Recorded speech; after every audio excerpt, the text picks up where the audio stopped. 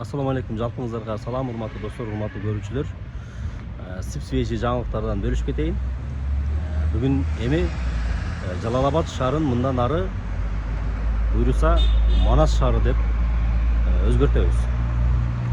Себеп дегенде Жалал-Абад шаарынын атын Манас шаары кылып өзгөртүүгө Жалал-Абад шаарынын мэри Эрмисбек Ормок Жалал-Абад шаардык кеңешинин депутаттарына сунушту берип жыйынга ошол шаардык кеңештин депутаттарынын колдоосун тапты. Эми бул жогорку кеңешке жөнөтүлөт. Жогорку кеңеште 3 окууда жактырылган болсо, ошондон кийин Жалал-Абад шаарын Манас шаары деп атайбыз. Деги эле Жалал-Абадтын атын Манас кылып өзгөрткөнгө кандай пикирдесиздер, кандай карайсыздар? Пикириңиздерди комментарийге калтырып, өзүңөрдүн оюңарды билдирсеңер болот.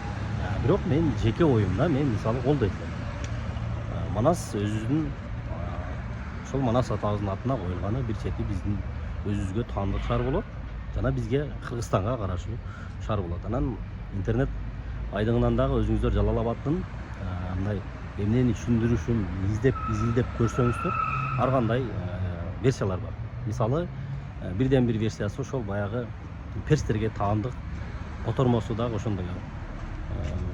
Абад деген перс тилине которгондо шаар болот.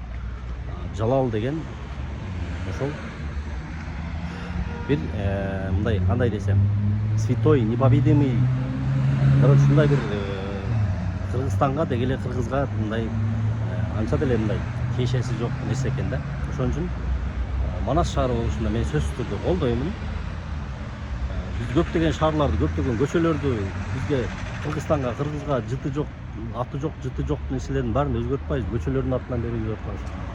Эми ошол шаарлардын аттарын өзгөрткөнгө дагы толук колдойт. Мисалы, Казаковду өзгөрттүк Баркенде. Дагы Ош шаарында көчөлөрдү өзгөрттүк.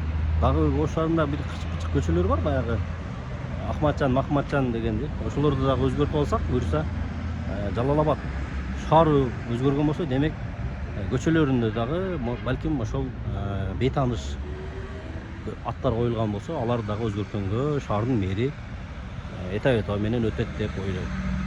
Ошол азырынча Кыргызстанда жаңылык ошол Жалал-Абад шаары буюрса Манас шаары болуп өзгөрмөкчү.